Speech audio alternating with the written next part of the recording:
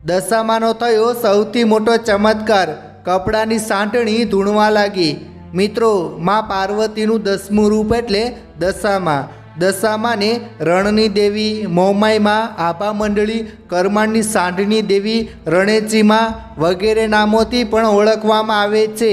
માતાના દિવસોની શરૂઆત થતાં જ અનેક જગ્યાએ ચમત્કાર થવા લાગે છે। આજે પણ આ વિડીયોમાં અમે તમને માં દશામાના એક એવા ચમત્કાર વિશે જણાવીશું જે જોઈને તમે પણ કહેશો કે કળિયુગમાં માં દશામા હાજરા હજુર છે। મિત્રો, વિડીયોની શરૂઆત કરીએ તે પહેલાં જય માતાજી જરૂર લખજો। મિત્રો, એક ગામમાં દીતમલ દાદા કરીને એક ભુવા રહેતા હતા, જેમાં મોમાઈના સૌથી મોટા ભક્ત હતા અને દિવસ રાત માની ભક્તિમાં લીન રહેતા હતા। એક સમયે તેના વિસ્તારમાં 3.5 વર્ષનો દુષ્કાળ પડ્યો। અંતો શું, પીવા માટે પાણીનું ટીપું પણ ન હતું। આવી પરિસ્થિતિમાં માતાજીએ તેના ભક્તની પરીક્ષા લેવાનું વિચાર્યું। માતાજીએ દીતમલ દાદાને કહ્યું, મારે જમવું છે। ત્યારે દાદાએ કહ્યું, માં, 3.5 વર્ષથી અહીં દુષ્કાળ પડ્યો છે, લોકો પાસે રોટલા નથી ને તમારે જમવું છે? માતા બોલી, હા, તારા જેટલા દેવી પૂજક હોય એ બધાને ભેગા કર અને મારા 151 ડાકલા વગાડી 151 ઝઘડિયા બોલાવ અને મારો પ્યાલો તૈયાર કર, મારે જમવું છે। કહેવાય છે કે તે દિવસ 51,000 દેવી પૂજક ભેગા થયા। દીતમલ દાદાના ઘરમાં મુઠ્ઠી જુવાર કે રોટલો ન હતો। તે મૂંઝાણા કે આપલી ગામમાં ભેગા થયેલા 51,000 લોકોને હું શું ખવડાવીશ? તે દિવસે માતા બોલી, બેટા દીતમલ, તું ચિંતા ન કર, હું પ્યાલા પીનારી માતા બોલું છું। ઓટકાર ખાઈને ખમ્મા ન બોલું તો હું રણની માતા મારો ધર્મ હારી જાઉં। દીતમલ દાદાએ બરોબર 151 ડાકલા બોલ્યા। કહેવાય છે કે આ સમયે કપડાની સાંઢળી પણ ધૂણવા લાગી હતી। માતાના જાગરિયા ભેગા થયા, બધા મસ્કરી કરવા લાગ્યા કે દીતમલિયાની માતા આપણને શું ખવડાવશે?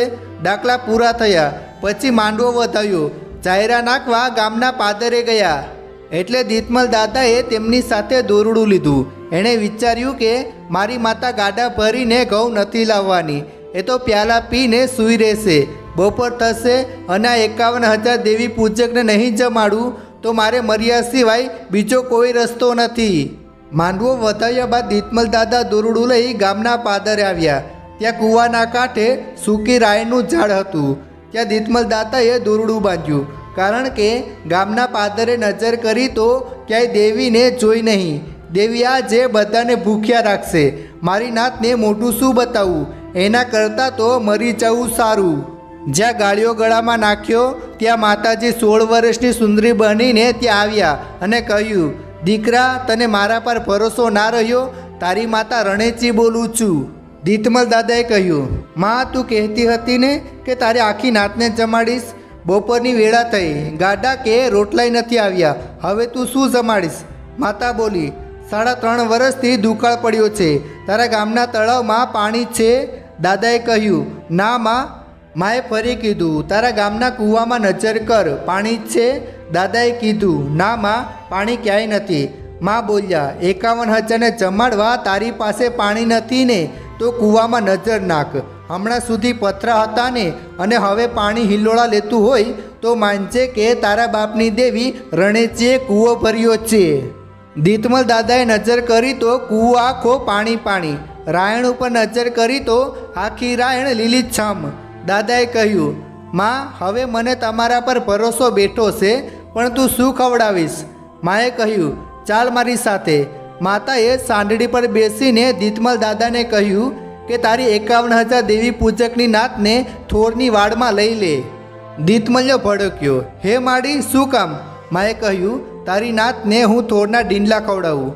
દીતમલ દાદાએ કહ્યું, બસ માડી, થોરના ડીંડલા જ, બીજું કંઈ નહીં?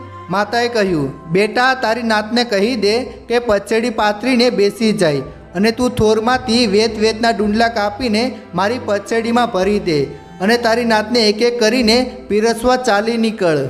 ભગતે નાતને બેસાડી અને એક એક થોરનું ડુંડું મૂકી દીધું। કહેવાય છે કે આ થોરનું ડુંડું એકદમ ચોખ્ખાકીની સુખડી બની ગઈ હતી અને આખી નાતે પેટ ભરીને ખાતી હતી। મિત્રો, આ રીતે મોમાઈ માતાજીએ પોતાના ભક્તની લાજ રાખી હતી।